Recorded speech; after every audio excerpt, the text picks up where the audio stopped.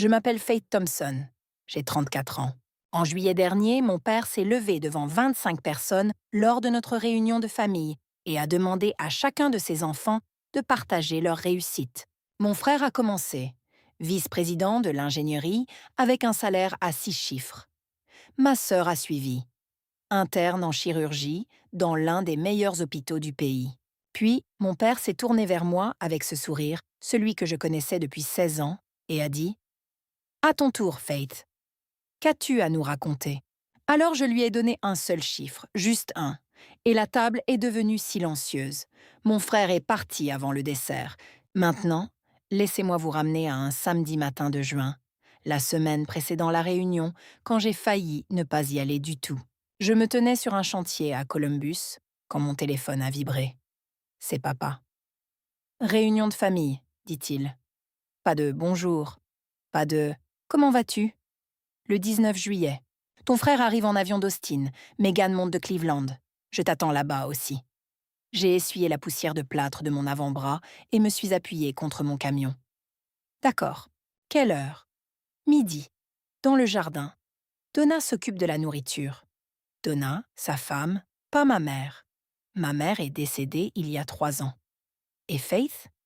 Il marque une pause. Mais quelque chose de bien cette fois. Pas tes bottes de travail. J'ai baissé les yeux vers mes chaussures de sécurité à embout d'acier incrusté de poussière de béton. J'ai ravalé la réponse que je voulais lui donner. « Je prépare quelque chose de spécial », ajoute-t-il. Un petit tour de table pour partager. Chacun parlera de sa situation dans la vie, de ce qu'il a construit. Mon estomac s'est noué. Je savais exactement ce que cela signifiait. Cela signifiait que Derek parlerait de son titre. Megan parlerait de son internat. Et je resterais assise là, pendant que papa attendrait que j'explique pourquoi je n'avais toujours pas de diplôme.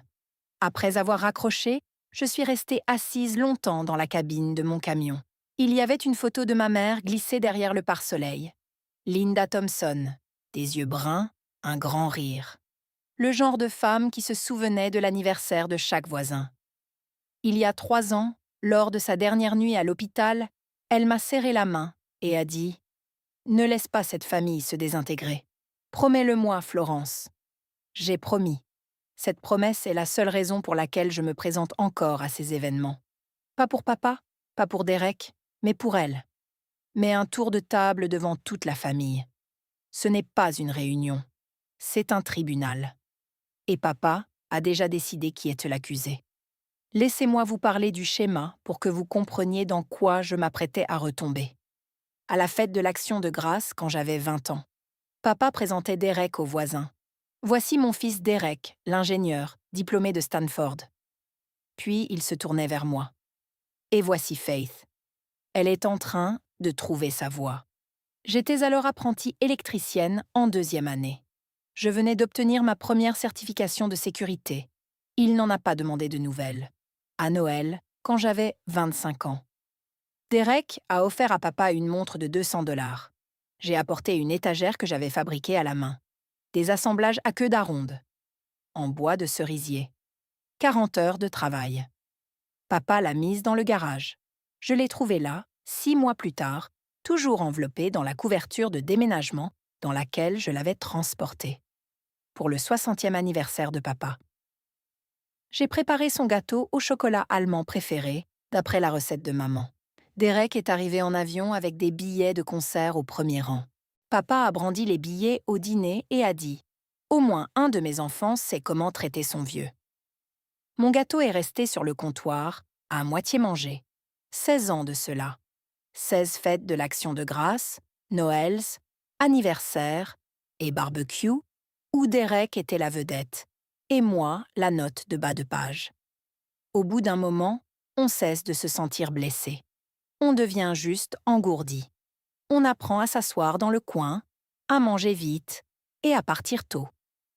Mais cette réunion est différente. C'est la première depuis le décès de maman. Elle est censée honorer sa mémoire. Et papa est en train d'en faire une évaluation de performance. Il ne va pas juste nous comparer à voix basse cette fois. Il va en faire un spectacle, micro inclus, devant chaque tante, oncle, cousin et voisin qui m'a vu grandir. Et je connais déjà le scénario. Je le lis depuis 16 ans. Cette nuit-là, j'ai appelé la seule personne qui ne m'avait jamais fait me sentir comme une note de bas de page.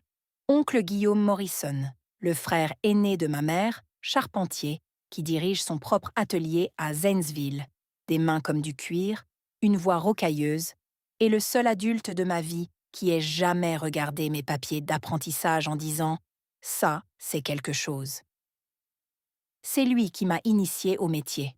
Quand j'avais 18 ans, fraîchement sortie du lycée, sans projet universitaire et avec un père qui ne me regardait pas, Guillaume est venu, m'a emmené sur un chantier et a dit « Tu es doué de tes mains.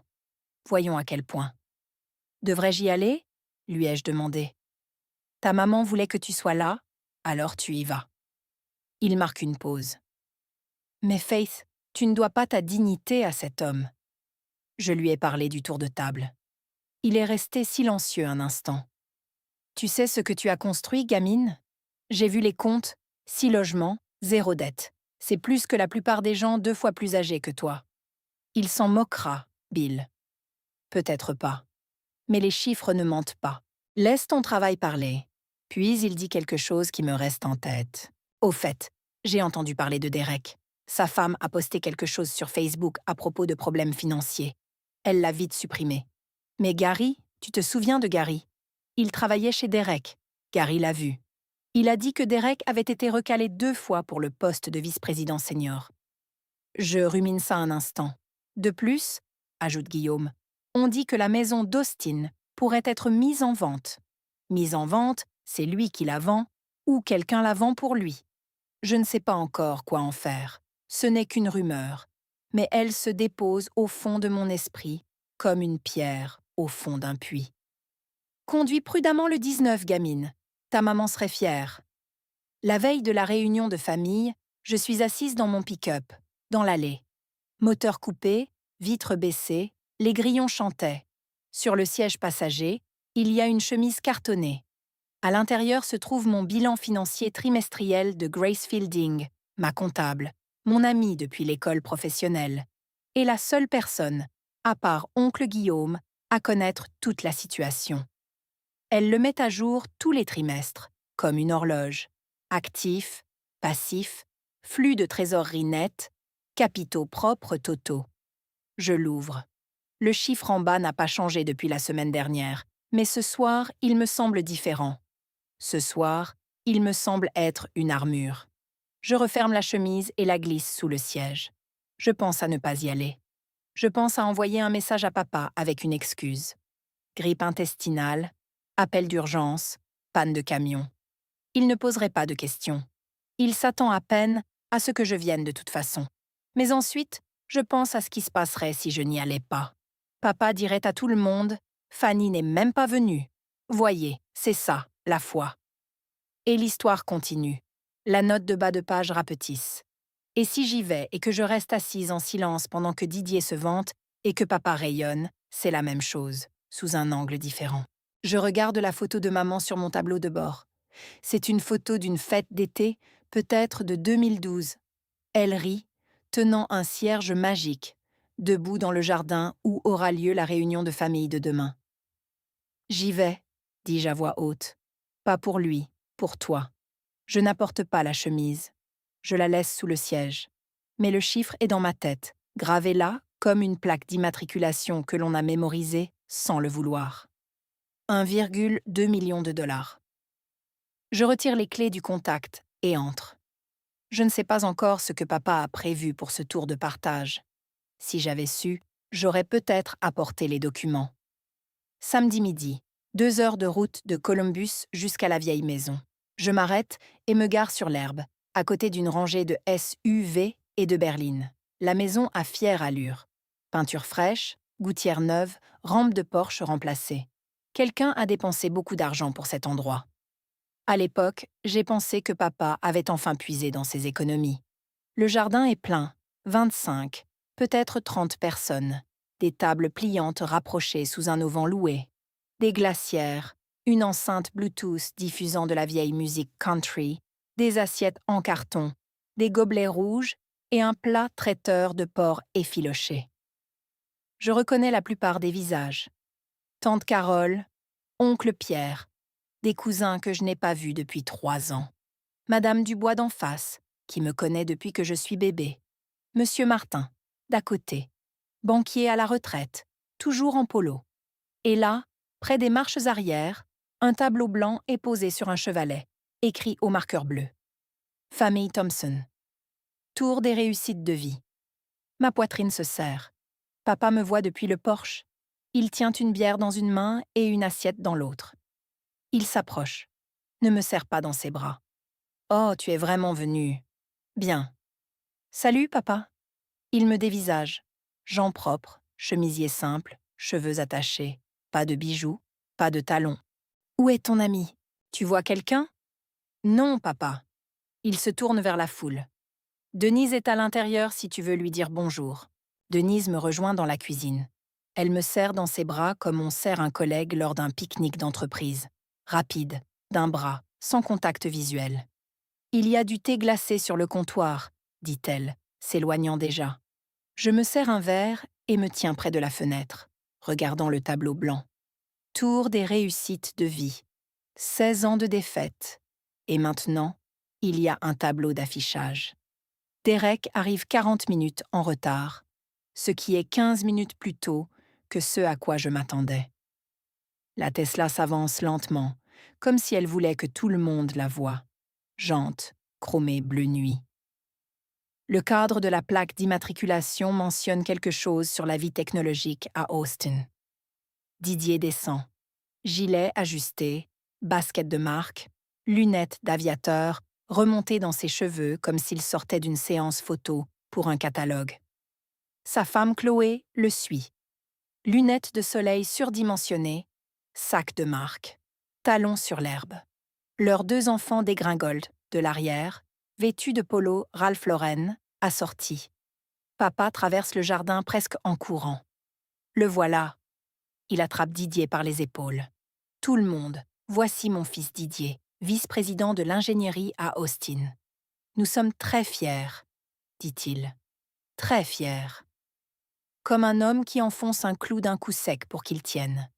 Derek fait le tour, serrant des mains, tapant dans le dos. Quelque « Content de te voir, mon frère », à des cousins qu'il n'a pas appelés depuis des années. Puis il me repère près de la glacière. « Salut, ma sœur. Tu conduis toujours cette vieille Ford ? Elle roule très bien. » « Bien sûr que oui. » Il sourit et passe à autre chose. Je reste là, tenant mon thé glacé, et le regarde charmer la foule comme lors d'un meeting électoral. Derek le vice-président. Derek le chouchou, celui qui a réussi. Puis je remarque un petit détail. Chloé va payer le traiteur, le gars du barbecue garé près de l'allée. Elle tend une carte. Le type la passe, fronce les sourcils, la passe à nouveau. La mâchoire de Chloé se crispe. Elle fouille dans son portefeuille et en sort une autre carte. Celle-ci passe. Personne d'autre ne le remarque. Mais moi, oui. Quelques minutes plus tard, Manon me trouve. Elle m'enveloppe dans une vraie étreinte. « Je suis contente que tu sois là », murmure-t-elle. Moi aussi. Puis papa l'appelle de l'autre bout du jardin et elle se retire. Je devrais aller lui dire bonjour. Elle devrait toujours. J'étais assise sur la chaise du coin quand cela s'est produit.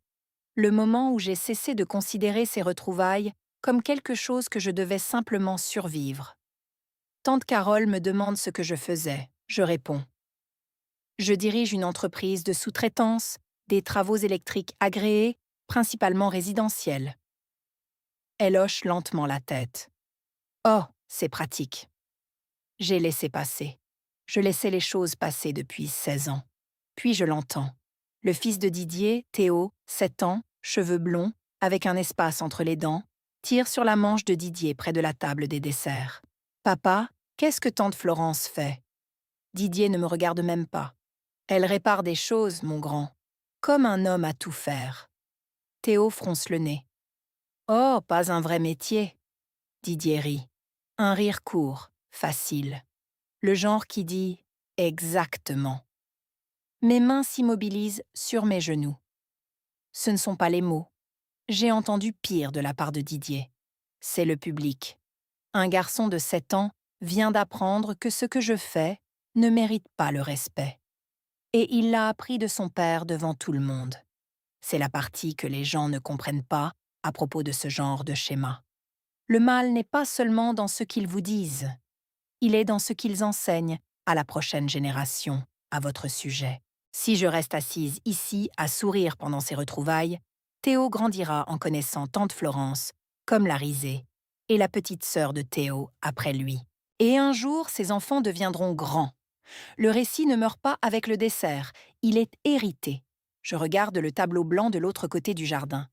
La vie gagne la manche. Puis, je regarde mon père qui trinque avec Didier près du barbecue. Tous deux riaient, tous deux à l'aise. Et pour la première fois aujourd'hui, je pense que je ne suis peut-être pas venue ici juste pour tenir une promesse. Papa tape son verre avec une cuillère. La foule se calme. Bien, tout le monde. C'est l'heure. Papa prend le vieux micro de karaoké sur l'étagère du patio, celui que nous utilisions aux anniversaires de maman, et le tapote 2 fois. Un bruit sourd résonne dans le haut-parleur. Votre mère, que Dieu ait son âme, a toujours voulu que nous soyons ensemble. Alors ce soir, chacun de mes enfants va partager ses réussites de vie, où il en est, ce qu'il a construit. Il lève sa bière. Didier, c'est à toi. Didier se lève comme s'il avait répété cela devant le miroir. Il boutonne son gilet, s'avance. Eh bien, tout d'abord, je suis fier d'être un Dubois. Quelques applaudissements. Je suis actuellement vice-président de l'ingénierie dans une entreprise de SaaS à Austin. Je dirige une équipe de 40 personnes. Mon package de rémunération se situe dans les 6 chiffres. Tante Carole. Oh là là. Nous venons d'acheter un bateau l'été dernier. Les enfants sont à l'école privée. La vie est belle. D'autres applaudissements. Monsieur Martin hoche lentement la tête, les bras croisés. Papa rayonne, littéralement, comme s'il regardait le Super Bowl et que son équipe venait de marquer. Et le plus important, dit Didier, se tournant pour regarder directement papa. J'ai pu aider maman et papa à garder cette maison il y a quelques années. La famille prend soin de la famille. Il s'assied. Papa lui serre l'épaule. Je regarde depuis mon coin. Didier a dit « package de rémunération ». Il n'a pas dit « valeur nette ». Il n'a pas dit « économise ». Il a dit « package », ce qui inclut des options d'achat d'actions qui pourraient être sous l'eau, des bonus imposés à 40% et un salaire qui disparaît au moment où l'entreprise se restructure. Je connais la différence parce que Grace m'a appris que la plupart des gens ne la connaissent pas. La famille prend soin de la famille. Cette phrase plane dans l'air, me visant comme une fléchette. Traduction. Didier a aidé. Florence. Non. Ce que personne à cette table ne sait, c'est pourquoi. Manon passe ensuite. Elle est plus discrète que Didier. Elle l'a toujours été. Elle se lève, mais ne prend pas le micro. Je suis en stage de spécialisation chirurgicale à la Cleveland Clinic, dit-elle, les mains jointes devant elle. J'ai publié 2 articles cette année. Je postule pour des postes de médecin-chef à l'automne. Les yeux de papa brillent. Ma petite fille, chirurgienne. Vous y croyez? Les applaudissements sont chaleureux. Quelques personnes se penchent et murmurent des choses comme « tellement impressionnant » et « vos parents doivent être si fiers ». Manon se rassoit une demi-seconde. Elle me jette un coup d'œil de l'autre côté de la table. Je le vois. Un éclair rapide de quelque chose. Culpabilité, sympathie, peu importe. Elle l'avale rapidement et regarde son assiette. Elle sait ce qui va suivre. Elle sait que je suis la dernière à passer dans ce petit spectacle de talent. Et elle n'a pas dit un mot pour l'arrêter. Derrière moi, j'entends Madame Duval chuchoter à tante Carole. Et Florence, est-elle toujours célibataire? Tante Carole, je crois qu'elle fait quelque chose avec le câblage. Je serre ma tasse. Le plastique craque. 25 personnes. C'est le nombre de personnes assises dans ce jardin en ce moment.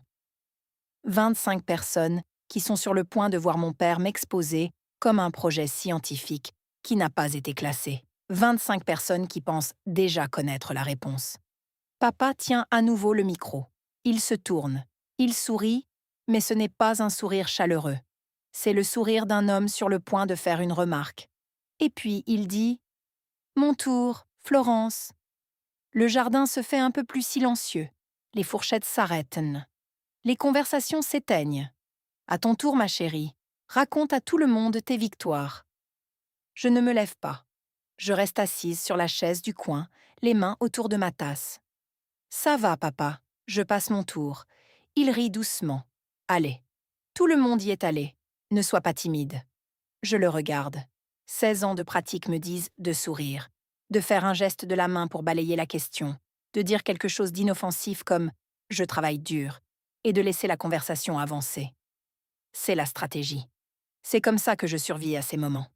Puis Denis se penche en arrière sur sa chaise et sourit. « Oui, Florence, dis-nous ce qu'il y a de nouveau dans le commerce des interrupteurs. » Un murmure de rire. « Pas tout le monde, mais assez.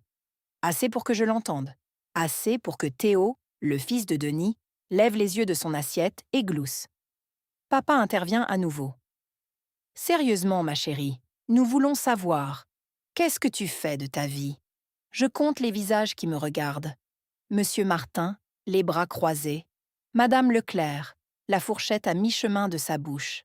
Tante Caroline penchée en avant. Manon fixant la table. Oncle Guillaume debout près du barbecue. La mâchoire serrée.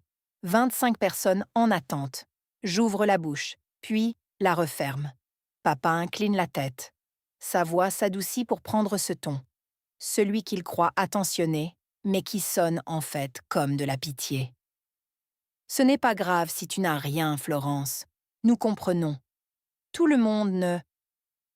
Il ne termine pas cette phrase. Il n'en a pas besoin. L'implication emplit le jardin comme l'odeur du charbon de bois. Tout le monde n'y arrive pas. J'entends la voix d'oncle Guillaume dans ma tête. Tu ne dois pas ta dignité à cet homme. J'entends la voix de Théo. Pas un vrai travail. J'entends la voix de ma mère. Ne laisse personne te rabaisser. Et quelque part sous tout cela, j'entends ma propre voix. Celle que j'ai retenue pendant 16 ans. C'est alors que j'ouvre la bouche. Je me lève. Je ne tends pas la main vers le micro. Tu veux connaître mes victoires, papa ? Il cligne des yeux. Le jardin se fige. Très bien. Je garde ma voix égale, la même voix que j'utilise sur les chantiers quand je donne des instructions. Claire, mesurée, sans trembler. Je possède une entreprise de construction agréée. J'emploie 4 personnes à temps plein. Je possède 6 biens immobiliers locatifs dans le comté de Franklin, entièrement acquises. Je fais une pause, laissant l'information s'installer. Je n'ai aucune dette, pas de prêt immobilier, pas de prêts étudiants, pas de solde de carte de crédit, rien du tout. Quelqu'un tousse. Un verre teinte contre une table quelque part. Mon patrimoine net, au dernier trimestre, s'élève à 1,2 million de dollars. Silence. Pas le genre de silence qui survient quand les gens réfléchissent. Le genre qui survient quand la pression de l'air change, comme si quelque chose venait de se fissurer et que tout le monde l'avait senti, mais que personne ne savait quoi dire. La musique country continue de jouer sur l'enceinte Bluetooth. Quelque part dans le quartier, un enfant rit. Un chien aboie 2 fois et 25 personnes me regardent comme si je venais de parler une langue qu'elles ne reconnaissent pas. La bouche de papa s'ouvre, se ferme, s'ouvre à nouveau. Quoi ? 1,2 million. Je pose ma tasse sur l'accoudoir. Tu as demandé. Personne n'applaudit. Personne ne dit « Félicitations ». C'est ainsi que je sais que c'est réel. Parce que si j'avais dit quelque chose de petit, ils auraient souri et seraient passés à autre chose. Mais un tel chiffre de la part de la fille qu'ils avaient tous rayé de la liste. Cela ne provoque pas d'applaudissements. Cela provoque le silence.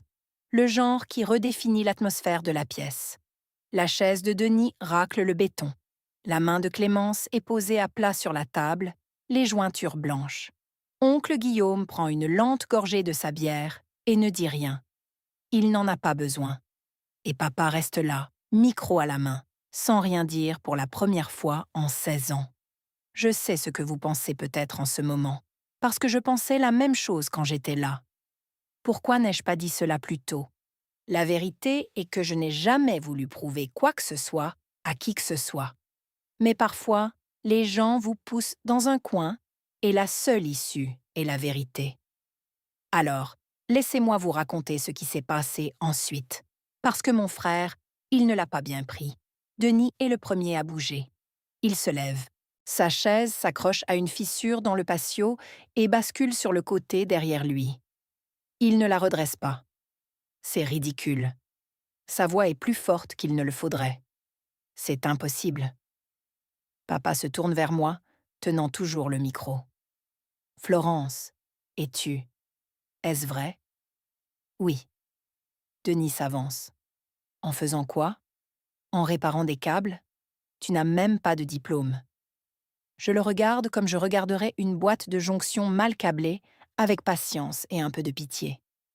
L'immobilier, les travaux de construction, et 16 ans à ne pas dépenser l'argent que je n'avais pas. Les yeux de Clémence se posent sur la table. Ses doigts s'enroulent autour de son téléphone sous le bord de son assiette, assez fort pour blanchir le bout. Denis secoue la tête. N'importe qui peut lancer des chiffres lors d'un barbecue, Florence. Cela ne les rend pas réels. Et puis la voix d'oncle Guillaume retentit de l'autre bout de la table. Elle ne ment pas, Denis. Denis se tourne. Guillaume est appuyé contre la rambarde du porche, les bras croisés et un air sur le visage qui dit qu'il attendait cela depuis longtemps. Je connais cette fille depuis le jour de sa naissance. C'est moi qui lui ai trouvé son premier apprentissage. J'ai vu ce qu'elle a bâti. Il n'élève pas la voix. Il n'en a pas besoin. Elle ne ment pas. La mâchoire de Denis se contracte. Il regarde papa, puis moi, puis de nouveau papa, comme s'il attendait que quelqu'un prenne son parti. Mais papa reste silencieux. Pour la première fois en 16 ans, Denis Thompson n'a pas de texte préparé pour ça. Denis attrape sa bière. Tout le monde n'a pas besoin d'agiter son compte en banque. Je saisis le ton de cette phrase. Défensif, tendu, comme celui d'un homme terrifié à l'idée qu'on lui pose la même question. La cour se fragmente en conversation à voix basse. Plus personne ne mange. Les gens se penchent les uns vers les autres, chuchotant derrière leur tasse. Je m'assois. Oncle Guillaume s'approche et s'affale sur la chaise à côté de moi. Son genou craque, mais il ne bronche pas. « Tu as bien fait, gamine. » Il va dire à tout le monde que je mens. Qu'il essaie. Guillaume prend une gorgée. J'ai parlé à Gary le mois dernier. Tu te souviens de Gary? Il travaillait dans la même entreprise que Denis. Vaguement. Gary a dit que Denis avait été recalé 2 fois pour le poste de vice-président senior. Une restructuration a entraîné le licenciement de la moitié de son équipe en janvier, et il s'est à peine maintenu. Guillaume baisse la voix. Et cette maison à Austin, elle est mise en vente. Florence l'est depuis 3 semaines. Mise en vente comme à vendre? Mise en vente comme la banque a perdu patience. Je fixe la table. Le tableau blanc derrière la chaise de papa affiche toujours « La vie gagne la manche ». « Je ne vais pas utiliser ça, dis-je. Personne n'a dit que tu devais le faire. Mais quand un homme se tient devant sa famille et te traite de menteuse, ça aide de savoir où se situe sa limite. J'acquiesce. Je ne veux pas me battre avec Denis. Je n'ai jamais voulu me battre avec qui que ce soit. Je voulais juste manger du porc effiloché et rentrer chez moi. Mais nous voilà, de l'autre côté de la cour. Denis parle à tante Caroline. Ses mains bougent vite, comme elles le font quand il vend quelque chose. Caroline hoche lentement la tête, mais ses yeux se tournent vers moi à 2 reprises. Clémence croise mon regard depuis la table des desserts. Elle murmure quelque chose que je ne peux pas lire, puis détourne le regard. Et papa. Papa se tient près du tableau blanc, les bras le long du corps, sa bière intacte. Il ressemble à un homme dont le prompteur vient de s'éteindre en plein discours. Je suis sur le point de découvrir ce qu'il fait quand il doit improviser. Papa me trouve près de la glacière 10 minutes plus tard. Il ne me tire pas à part gentiment. Il me guide par le coude, comme on redirigerait un chien qui s'est égaré sur la pelouse du voisin. 4 ou 5 personnes sont assez proches pour tout entendre, et il ne semble pas s'en soucier. « Je ne sais pas à quel jeu tu joues, dit-il, Sa voix basse mais acérée. Mais tu as humilié ton frère devant tout le monde. Il m'a humilié pendant 16 ans, papa. C'est différent. Il essayait de te motiver. Je le fixe. Me motiver? Il m'a dit que je finirais sans abri au dîner de Noël, devant toute la famille, parce que nous étions inquiets. Il serre la mâchoire. Un père s'inquiète. Un père n'humilie pas sa fille devant 25 personnes par plaisir. Il cligne des yeux. Je ne lui ai jamais parlé comme ça. Pas une seule fois. Pas en 16 ans de phrases ravalées, de départs précipités et de 2 heures de route silencieuse pour rentrer à la maison. Il se reprend vite. Trop vite. Ta mère aurait honte de toi en ce moment. Les mots tombent comme une gifle. Quelques têtes se tournent. La bouche de Madame Dubois s'entr'ouvre légèrement. Oncle Guillaume, à l'autre bout de la cour, s'immobilise complètement. Papa joue sa carte maîtresse, celle qu'il garde toujours pour la fin. La carte de la mère décédée, celle qui dit « Je parle en son nom maintenant, et elle serait d'accord avec moi ». Je sens la chaleur monter dans ma poitrine. Je sens ma gorge se serrer et mes yeux piquer. Et chaque instinct que j'ai me dit « Pars, excuse-toi, arrange les choses, maintiens la paix ». Je regarde la photo sur l'écran de verrouillage de mon téléphone. Maman au 4 juillet, cierge magique à la main, riant. Et je décide, là, sur place, que j'en ai fini de maintenir la paix au détriment de ma propre intégrité. Je n'élève pas la voix. Maman n'aurait pas honte de moi. La bouche de papa tressaille. Maman était fière de moi chaque jour. Elle me l'a dit la dernière nuit. La cour se fige. 25 personnes et le seul son est celui du haut-parleur diffusant Merle Haggard, trop bas pour importer. Tu veux savoir ce que maman a dit? Elle a dit « Florence, tu es la plus forte. Ne laisse personne te rabaisser. » Le visage de papa change. Quelque chose derrière la colère se fissure juste une seconde, puis ça se referme. Mais je n'ai pas fini. Je ne suis pas venue ici pour me vanter. Je suis venue parce que maman m'a demandé de garder cette famille unie. Mais je ne peux pas le faire en faisant semblant d'être moins que ce que je suis. Je sens oncle Guillaume me regarder. Madame Dubois. Monsieur Martin. Chaque visage dans cette cour est tourné vers moi. Et pour une fois, je ne bronche pas. Tu as demandé mes victoires, papa. Je t'ai donné mes victoires, et au lieu d'être fier, tu m'as dit de m'excuser. Ma voix ne tremble pas. J'ai répété cette phrase dans mon camion pendant 3 ans. 3 ans de 2 heures de route pour rentrer à la maison, la disant au pare-brise, sans jamais penser que je la dirais en face. J'en ai fini de m'excuser d'être douée pour quelque chose que tu ne comprends pas. Je pose ma tasse sur la table. Je me tiens droite. J'en ai fini. Personne ne parle. Didier était figé sur sa chaise, la main autour d'une bière qu'il n'avait pas touchée depuis 5 minutes. Les yeux de Kelsey étaient au rouge. Monsieur Martin décroisa lentement les bras, comme s'il venait d'assister à quelque chose d'inattendu. Oncle Guillaume se leva de sa chaise, sans dire un mot, et resta immobile comme un piquet de clôture, comme pour signifier de quel côté de la cour il se tenait. Puis la voix de Manon, petite, étendue, rompit le silence. « Florence, attends !» Mais je tournais déjà les talons. Je n'atteignis pas l'allée. Derrière moi, la voix de Didier remplit de nouveau la cour. Il parlait plus fort maintenant, debout, faisant son numéro pour la foule, comme il le faisait toujours quand il perdait pied. « Ah, vous savez quoi, tout le monde? Ma sœur, celle qui n'a pas de diplôme universitaire, vient de nous dire qu'elle valait 1 million de dollars en faisant des travaux d'électricité. » Il prononça « travaux d'électricité », comme on dirait « haricots magiques ». Vous voulez savoir ce que cela signifie vraiment? Elle compte probablement la valeur de quelques logements délabrés qu'elle a achetés pour rien. Ce n'est pas de la vraie richesse. C'est jouer aux propriétaires. Quelques personnes s'agitèrent sur leurs chaises. La mâchoire d'oncle Guillaume était serrée. J'arrêtais de marcher, mais ne me retournais pas. Le vrai succès, c'est de construire quelque chose, de diriger des équipes, de prendre des décisions qui font avancer les choses, pas de collecter des chèques de loyer. Papa hocha la tête. Didier n'a pas tort. Puis une voix inattendue se fit entendre.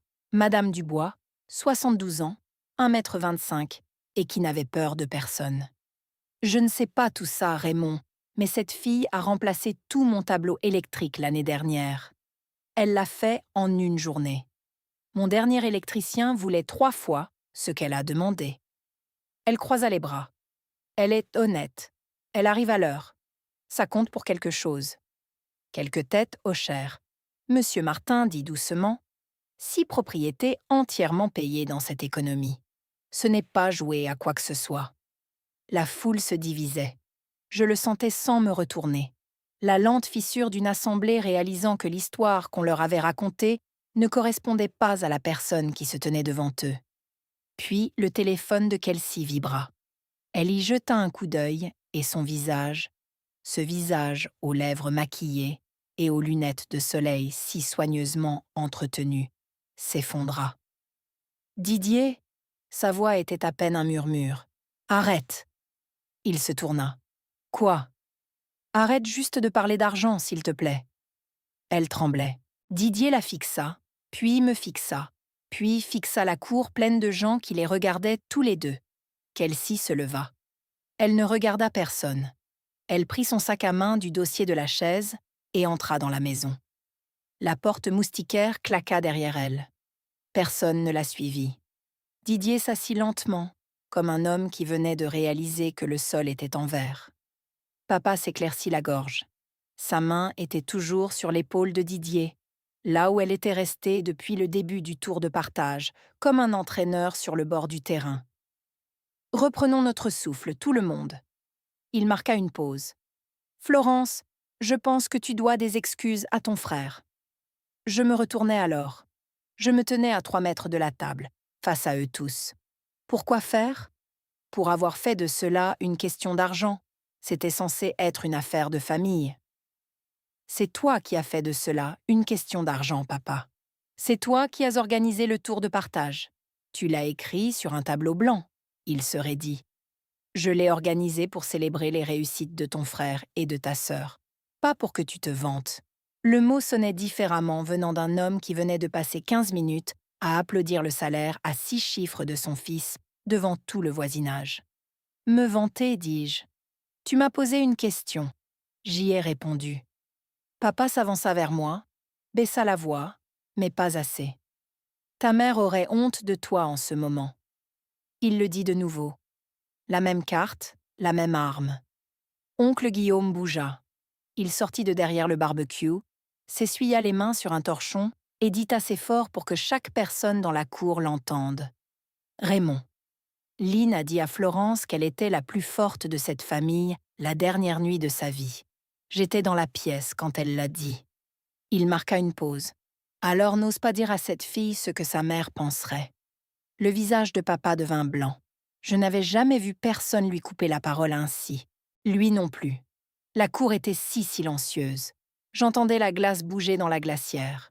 Je reculais vers la table. Non pas pour m'asseoir, mais pour finir. Papa, je vais dire ceci une fois pour toutes. Il me regarda. Son visage était pâle et tendu, comme celui d'un homme à qui l'on vient de dire quelque chose qu'il ne peut pas désentendre. Je ne suis pas venue ici pour embarrasser qui que ce soit. Je suis venue parce que maman m'a demandé de garder cette famille unie. Je marquai une pause. Mais je ne peux pas le faire en faisant semblant de n'avoir rien construit. Tu as demandé mes victoires. Je t'ai donné mes victoires. Tu aurais pu être fier. Tu as choisi d'être en colère. Je soutins son regard. Si tu veux que je fasse partie de cette famille, tu me traites de la même manière que tu traites Didier. Le même respect, la même fierté, ou j'en ai fini. Il ouvrit la bouche. Je n'ai pas fini. Il la referma. Je n'ai pas besoin de ton argent. Je n'ai pas besoin de ton approbation. Mais j'aimerais retrouver mon père. Celui qui m'a appris à utiliser un tournevis quand j'avais 6 ans. Cet homme ne m'aurait pas fait ça. Les yeux de papa s'abaissèrent. Il fixa le sol comme s'il cherchait quelque chose qu'il avait perdu dans l'herbe. Je ramassai mes clés sur la table. Je t'aime, papa, mais l'amour ne signifie pas que je doive rester assise ici et être ta risée. Je me retournai et marchai vers l'allée. Oncle Guillaume me rejoint. Il ne dit rien. Il n'a pas besoin de le faire derrière moi. J'entends la chaise de Manon grincer. Faith, attends, s'il te plaît. Je m'arrête. Je me retourne. Manon est debout, une serviette en papier froissée à la main, des larmes sur le visage. Je suis désolée, dit-elle. J'aurais dû dire quelque chose il y a des années. Oui, dis-je. Tu aurais dû. Mais je ne pars pas. Pas encore. Parce que Manon pleure. Et j'ai fait une promesse à ma mère. Je veux faire une pause ici un instant parce que ce que je viens de dire à mon père, c'est que j'en ai fini de m'excuser. J'ai répété cette phrase dans mon camion pendant 3 ans. 3 ans. Je n'aurais jamais cru la prononcer à voix haute. Bon, maintenant laissez-moi vous raconter ce qui s'est passé après que j'ai quitté cette table. Dans le jardin, quelque chose a changé. Je le sens avant de le voir. Oncle Guillaume s'était retourné vers la table avant de me suivre. Il se tenait là, les mains dans les poches, et s'adressa au groupe comme s'il rendait témoignage. Ray, je connais cette fille depuis le jour de sa naissance. Je l'ai initiée au métier quand elle avait 18 ans. J'ai vu ses déclarations de revenus. Il ne bronche pas. Elle dit la vérité. Monsieur Martinez, banquier à la retraite, 40 ans dans le prêt, se penche en avant. Attendez, 6 propriétés locatives, entièrement payées dans le comté de Franklin. Il retire ses lunettes et les nettoie, ce que font les banquiers quand ils recalculent quelqu'un. Sur ce marché, dit-il à nouveau, c'est un capital sérieux. Madame Johnson ajoute, elle a refait toute l'installation électrique de ma maison, n'a pas coupé un seul coin, m'a facturé un prix juste et a fini en avance. Elle regarde papa. Cette fille est une vraie pro, Ray. J'entends cela du bord de l'allée où Manon m'a suivi. Le murmure n'est plus hostile. Il est curieux. Les gens font les calculs, posent des questions, regardent le tableau blanc et se demandent si le tableau d'affichage était faux depuis le début. Papa est toujours près du barbecue, les mains le long du corps, sa bière intacte. Il observe la marée tourner et il ne sait pas comment l'arrêter. Cela a commencé comme son spectacle, le tour de partage, le tableau blanc, le micro. Il a construit cette scène, et maintenant il se tient dessus pendant que le public réécrit le scénario. Didier n'a pas bougé de sa chaise. Son gilet est maintenant déboutonné. Son visage est de la couleur de la farine. Son téléphone est posé face contre table, et il ne l'a pas touché depuis que Chloé est entrée. Le Golden Boy est très immobile, et personne ne l'applaudit plus. La porte moustiquaire s'ouvre. Chloé sort. Ses lunettes de soleil sont retirées. Son mascara est maculé au coin de ses yeux. Elle marche directement vers Didier, se penche et parle d'une voix qu'elle pense probablement être un murmure. Ce n'en est pas un. La banque a appelé. Ils procèdent à la vente à découvert. Didier lui attrape le bras. Pas ici, Chloé. Alors quand? Tu caches ça depuis 6 mois. 3 personnes à l'extrémité proche de la table entendent chaque mot. Monsieur Martinez, tante Carole, oncle Pierre. Leurs visages font cette chose que les visages font quand ils viennent d'entendre quelque chose qu'ils n'étaient pas censés entendre. Une blancheur prudente suivie de lents regards de côté. Didier se lève, tire Chloé vers la maison, mais le mal est déjà en marche. Je le regarde se propager dans le jardin en temps réel. Un murmure à tante Carole, qui se tourne vers la cousine à côté d'elle, qui se tourne vers Madame Johnson.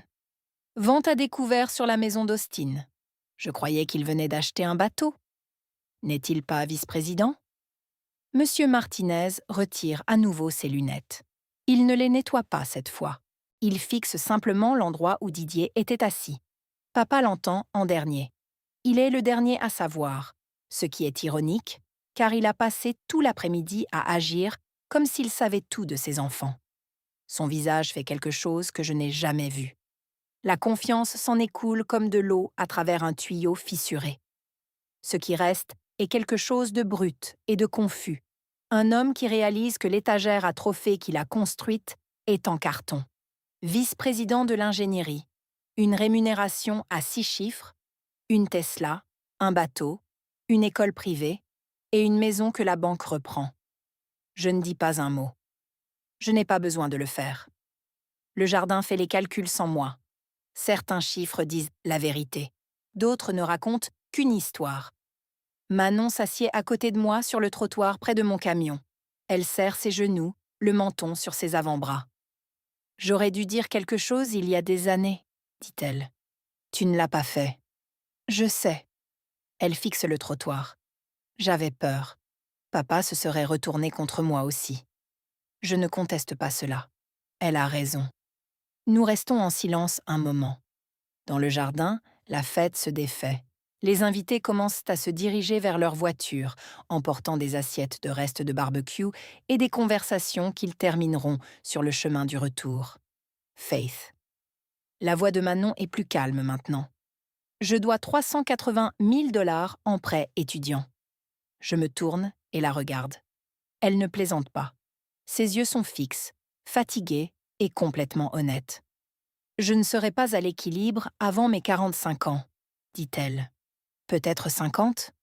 Une chirurgienne, diplômée du programme de bourse de la Cleveland Clinic, et elle est endettée de 380 000 $. Didier et moi, dit Manon, nous avons l'air de réussir. C'est tout l'enjeu. Nous avons l'apparence, mais nous nous noyons. Elle marque une pause. Tu es la seule d'entre nous qui ne l'est pas. Je laisse cette pensée s'installer. Il y a autre chose, dit-elle. Papa a emprunté 80 000 $ à Didier il y a 3 ans, quand la maison a failli être saisie. 80 000 ! Didier a contracté un prêt personnel pour couvrir cela. Papa a appelé ça un investissement familial. Il a promis de le rembourser. Elle me regarde. Il n'a jamais remboursé un sou. C'est donc pour ça que la maison a l'air si bien. Peinture neuve, gouttière neuve, 81 000 $ de la dette de Didier accrochée à ses murs comme une seconde hypothèque. Maman savait, dit Manon doucement, à propos de ton entreprise, de ce que tu construisais. Elle m'a dit une fois, Florence va s'en sortir. C'est la seule qui n'a pas besoin de permission pour commencer. Je presse ma paume contre l'asphalte chaud et je respire. Manon et moi retournons ensemble dans le jardin. Pas bras dessus, bras dessous, juste côte à côte. C'est suffisant. La foule s'est clairsemée. 15 personnes, peut-être. Les cousins sont partis en premier. Maintenant, c'est le noyau. Les voisins, les tantes, les oncles, les gens qui ont observé cette famille pendant des décennies et ont toujours soupçonné que l'histoire était plus mince qu'il n'y paraissait. Monsieur Martinez se tient près de la table des desserts. Il me voit et s'approche, sans hésitation. Florence, j'ai passé 30 ans dans les prêts commerciaux.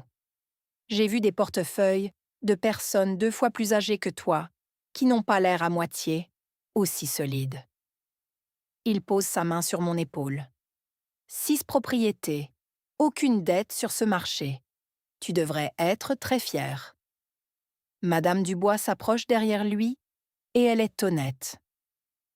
Elle ne m'a jamais surfacturé une seule fois. Elle est venue quand elle a dit qu'elle le ferait. Elle prend ma main. Ta maman t'a bien élevée, ma chérie. Je hoche la tête parce que je ne fais pas confiance à ma voix pour l'instant. Papa est assis seul au bout de la table. Dominique s'affaire autour de lui, empilant les assiettes, pliant les nappes. Il n'aide pas. Il reste juste assis, les mains à plat sur la table, fixant le tableau blanc. La vie gagne la manche. L'ironie est si épaisse qu'on pourrait l'étaler sur du pain. Dominique passe devant moi en allant à la cuisine. Elle s'arrête, me regarde avec quelque chose que je n'ai jamais vu chez elle. Pas de la chaleur exactement, mais de la reconnaissance, comme si elle me voyait pour la première fois. « Je ne savais pas, Florence, » dit-elle doucement. « Il ne m'a jamais rien dit de tout ça. À quel point tu as travaillé dur, ce que tu as construit. » Elle secoue la tête. « Je suis désolée. » Elle entre. Je regarde le jardin, à moitié vide, les assiettes en carton dans la poubelle, les serpentins s'enroulant dans la brise du soir. Mon téléphone vibre. C'est Grace. Mise à jour, trimestrielle finalisée. Aussi, félicitations pour la clôture de la 7e propriété la semaine prochaine. 7e. Et personne à cette table ne savait rien de tout cela. Je mets le téléphone dans ma poche et je me dirige vers la table. Papa est toujours assis là. Le micro est sur la table à côté de son assiette. Le tableau blanc est derrière lui. Le jardin se vide et l'homme qui a mis en scène est le dernier à y être. Papa. Il ne lève pas les yeux. Je ne dirai cela qu'une seule fois. Il lève la tête. Ses yeux sont injectés de sang. Il a l'air 10 ans plus vieux qu'il y a 3 heures. Je ne suis pas venue ici pour embarrasser qui que ce soit. Je suis venue ici parce que maman me l'a demandé. Mais je ne reviendrai pas à une table où mon succès est traité comme un problème et celui de mon frère comme une célébration. Il ouvre la bouche. Laisse-moi finir. Il la referme. Si tu veux que je fasse partie de cette famille, tu me traites de la même manière que tu traites Didier. Le même respect, la même fierté. Chaque fête, chaque barbecue, chaque appel téléphonique, ou c'est fini. Ma voix est ferme. Ce n'est pas de la colère. C'est une limite. Claire, mesurée, non négociable. Je n'ai pas besoin de ton argent. Je n'ai pas besoin de ton approbation. Mais j'aimerais retrouver mon père. Celui qui m'a appris à utiliser un tournevis quand j'avais 6 ans. Celui qui me portait sur ses épaules à la fête foraine. Cet homme était gentil. Cet homme n'aurait pas fait ça. Le menton de papa tremble juste une fois. Puis il le maîtrise. Je prends mes clés sur la table. Je t'aime, mais l'amour ne signifie pas que je reste assise ici à me faire petite pour que tu te sentes bien avec l'histoire que tu racontes aux gens. Je me tourne vers l'allée. Derrière moi, je l'entends dire, à peine plus fort qu'un souffle. Florence. Je m'arrête. Je ne me retourne pas. Je t'ai entendu, papa. Et je continue de marcher. Didier sort de la maison 5 minutes plus tard. Clémence est à ses côtés, son sac sur l'épaule, ses lunettes de soleil remises, même si le soleil se couche. Il ne s'arrête pas à la table. Il traverse directement le jardin jusqu'à la Tesla. La cravate de Didier est desserrée. Ses manches sont retroussées. Il ressemble à un homme sortant d'une déposition, pas d'un barbecue. Papa appelle depuis le perron. « Didier, attends !» Didier s'arrête, se tourne à moitié. « Non, papa, ne fais pas ça. » Il regarde à travers le jardin et me trouve debout près de mon camion. Nos regards se croisent. Il n'y a pas de fureur sur son visage, pas de ricanement, pas de sourire narquois de vice-président, juste de l'épuisement. Le genre qui arrive quand la chose que tu as tenue à 2 mains devient finalement trop lourde. Tu as gagné, Florence. Je secoue la tête. Ce n'a jamais été une compétition, Didier. Il soutient mon regard pendant 3 longues secondes. Puis, quelque chose dans sa mâchoire se relâche légèrement et il se détourne. La Tesla quitte l'allée. Pas de signe de la main, pas de coup de klaxon, juste des feux arrière s'estompant sur la route à 2 voies. Papa reste sur le perron et regarde jusqu'à ce que la voiture disparaisse. Je le regarde observer pour la première fois. Il n'a pas l'air du patriarche. Il n'a pas l'air du juge, de l'arbitre, de l'homme qui contrôle le tableau d'affichage. Il a l'air de ce qu'il est, un retraité de 62 ans debout, sur une véranda qu'il a failli perdre, dans une maison que son fils a payée, regardant sa famille se disperser dans 3 directions différentes. Il a l'air vieux. Je ressens presque quelque chose pour lui. Pas le pardon, pas encore, mais quelque chose de plus proche de la douleur que l'on ressent en voyant un bâtiment autrefois magnifique et en réalisant que personne ne l'a entretenu depuis des années. Cela n'aurait pas dû se passer ainsi, mais c'est le cas. Les derniers invités partent par vagues lentes. Personne ne dit au revoir à voix haute. Ils hochent la tête. Ils serrent les mains. Quelques-uns s'arrêtent près de mon camion en partant. Monsieur Martin sort une carte de son portefeuille. Si jamais vous avez besoin d'une référence pour des prêts commerciaux, appelez-moi. Je suis sérieux. Je prends la carte. Merci. Madame Dubois m'enveloppe dans une étreinte. Une vraie. Le genre qui presse votre joue contre l'épaule de quelqu'un. Ta maman t'a bien élevée, ma chérie. N'oublie jamais ça. L'oncle Guillaume me trouve appuyé contre le haillon. Il pose sa main sur mon épaule et la laisse là. Tu as tenu ta promesse, dit-il. Tu es venu. Tu as dit la vérité. Lynn aurait été fière. Je hoche la tête. Ma gorge est serrée. Manon s'approche en dernier. Elle me serre plus longtemps que quiconque. Quand elle recule, son mascara coule. « Je peux t'appeler la semaine prochaine ?» demande-t-elle. Je suis sérieuse cette fois. « Oui, appelle-moi. » Elle me serre la main et se dirige vers sa voiture. La cour est presque vide maintenant. Denise plie la dernière nappe. Papa est assis au bout de la table avec une assiette en carton qu'il n'a pas touchée. Le tableau blanc est toujours là, derrière lui. Les mots « La vie gagne la manche » s'estompent dans le crépuscule, comme une mauvaise chute que personne n'aurait trouvée drôle. Je monte dans mon camion, tourne la clé. Le moteur tousse une fois et démarre. Comme toujours. Avant de partir, je regarde la maison une dernière fois. Bardage blanc, lumière du porche sur la fenêtre où se trouvait ma chambre. C'est la maison où j'ai appris à faire du vélo, où maman m'a appris à cuisiner, où papa me portait sur ses épaules. Je m'engage sur la route et ne regarde pas en arrière. Je pensais que c'était la fin. Ce ne l'était pas. La semaine après la réunion se déroule comme des dominos tombant dans une maison dont personne ne savait qu'elle en était faite.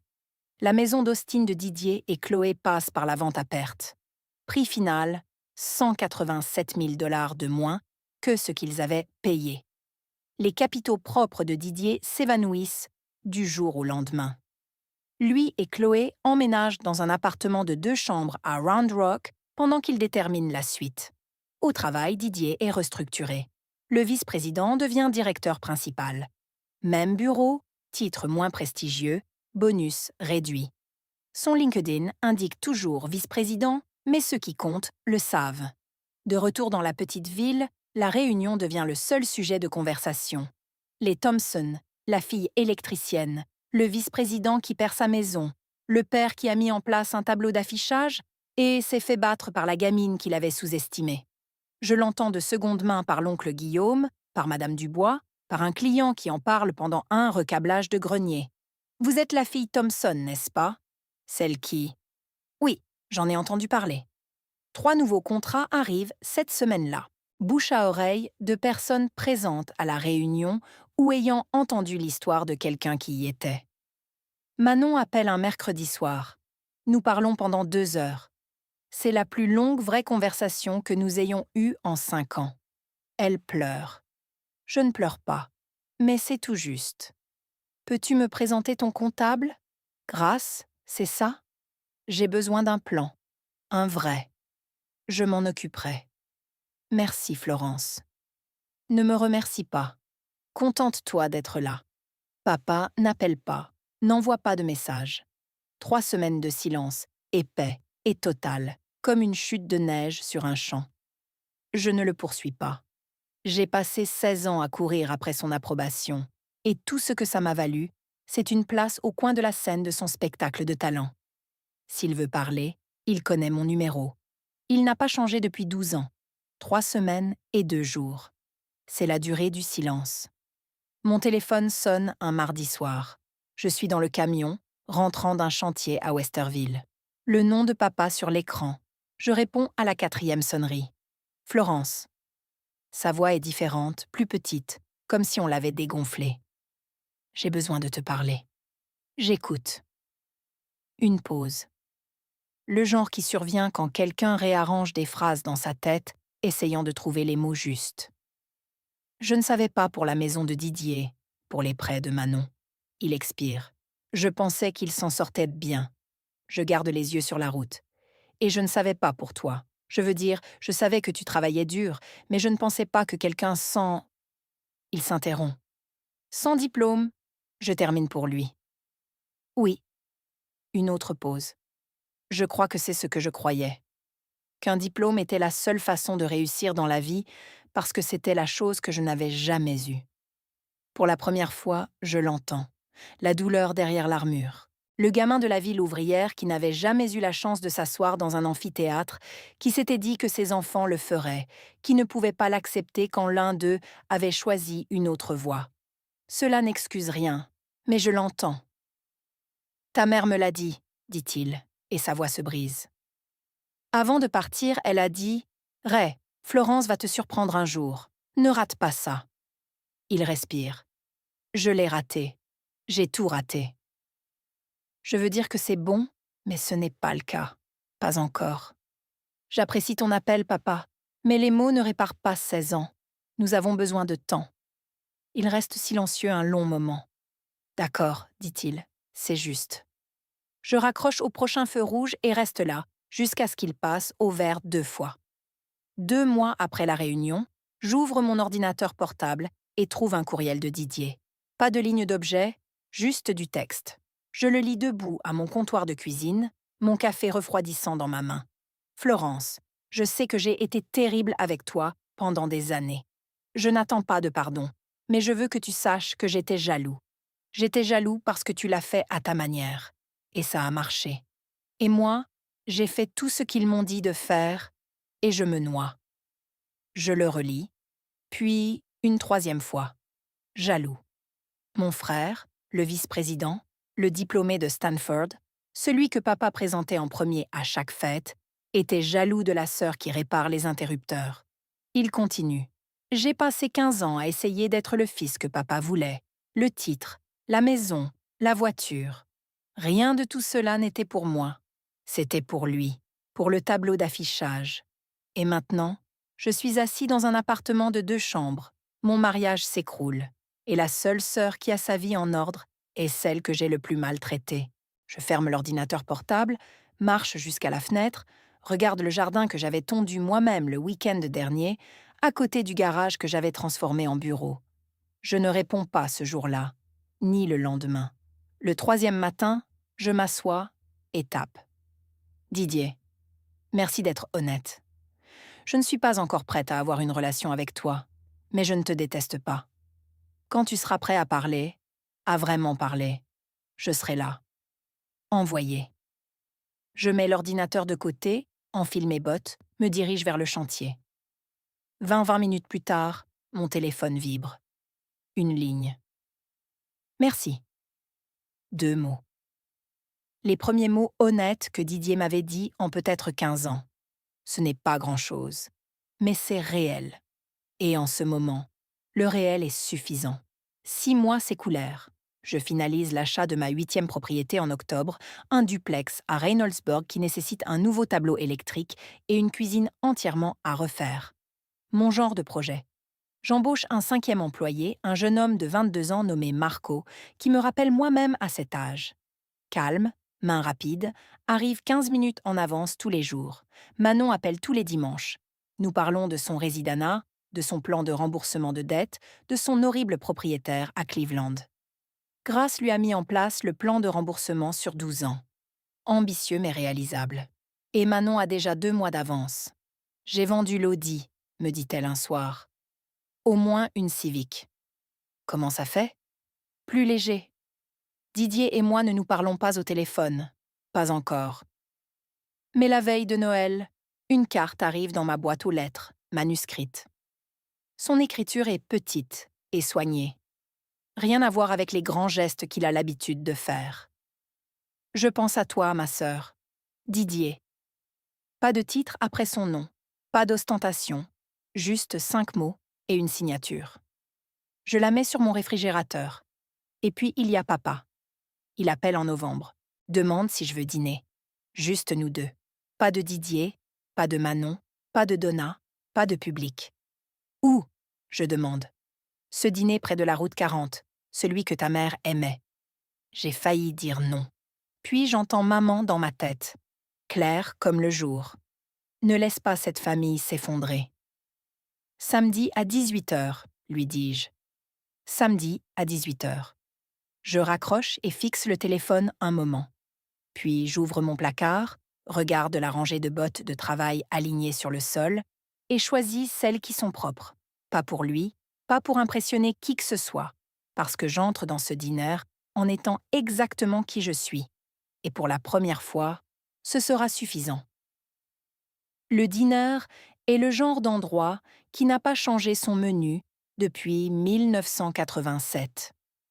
Banquette en vinyle, une vitrine à tarte près de la caisse, Un café qui avait le goût d'être sur le réchaud depuis mercredi.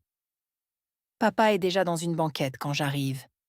Il se lève en me voyant. Il ne me serre pas dans ses bras, mais il tire la chaise en face de lui. Et pour une fois, ça ne ressemble pas à un piège. Tu as bonne mine, Florence. Merci, papa. Nous commandons. Il prend le pain de viande. Je prends le sandwich chaud à la dinde et au fromage.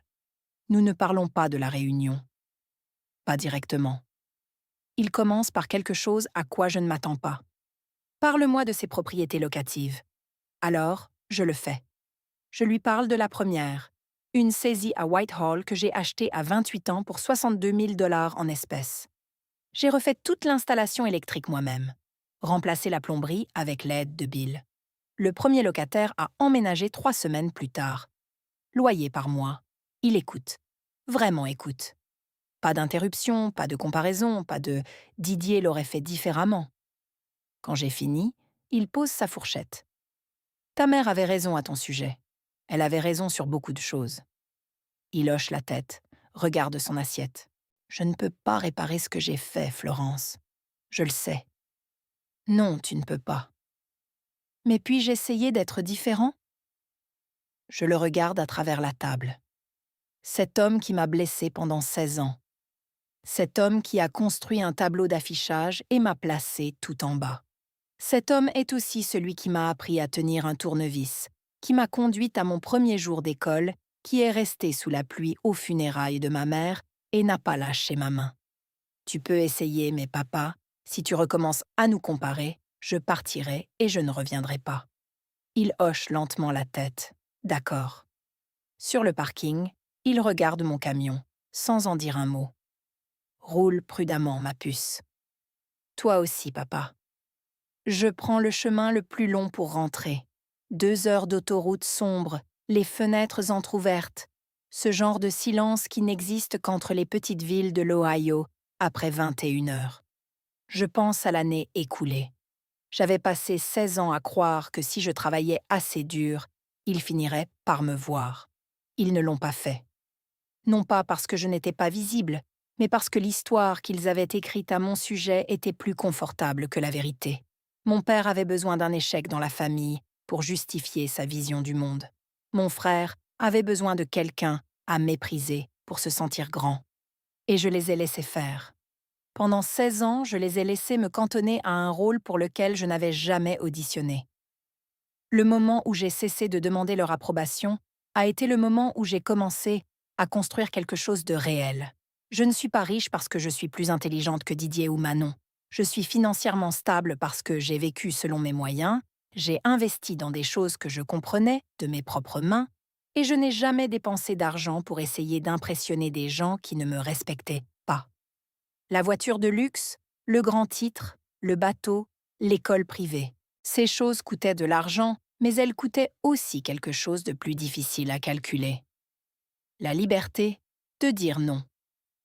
Didier ne pouvait pas dire non à papa. Ne pouvait pas dire non au style de vie. Ne pouvait pas dire non au tableau de bord.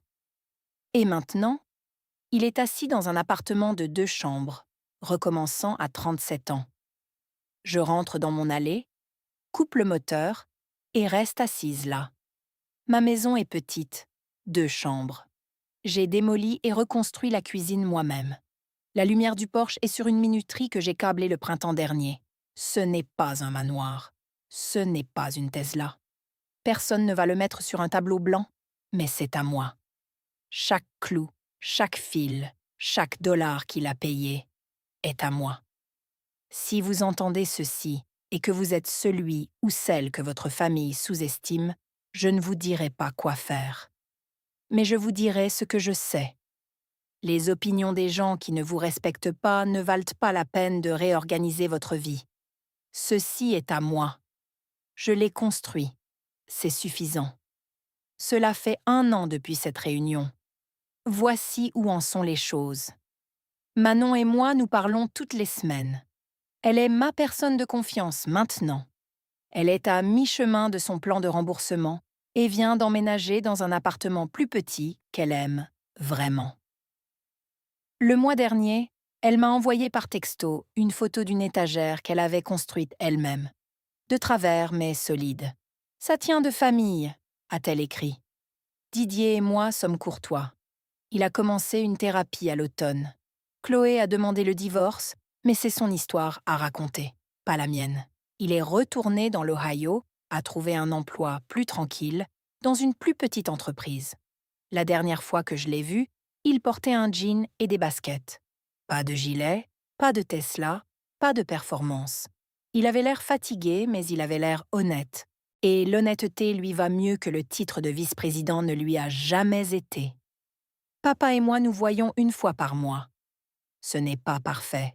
Certains dîners sont bons, d'autres sont tendus. Il se reprend encore parfois en pleine phrase. Sur le point de comparer, sur le point de classer, sur le point de noter. Mais il s'arrête. Il apprend. La semaine dernière, il m'a présenté à son amie de golf. Voici ma fille, Florence. Elle dirige sa propre entreprise de sous-traitance. Pas de qualificatif, pas de mais, pas de note de bas de page. Le tableau blanc, il l'a jeté. Et moi? Je viens de finaliser l'achat de ma 9e propriété.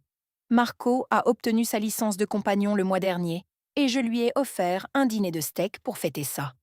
Grace dit que mon portefeuille est en avance sur le calendrier. Oncle Bill dit que je travaille trop dur, ce qui est sa façon de dire qu'il est fier. Je m'appelle Florence Thompson. J'ai 35 ans maintenant. Je n'ai pas de diplôme. J'ai quelque chose de mieux. J'ai ma propre définition du succès. Et personne d'autre que moi ne peut écrire mon histoire.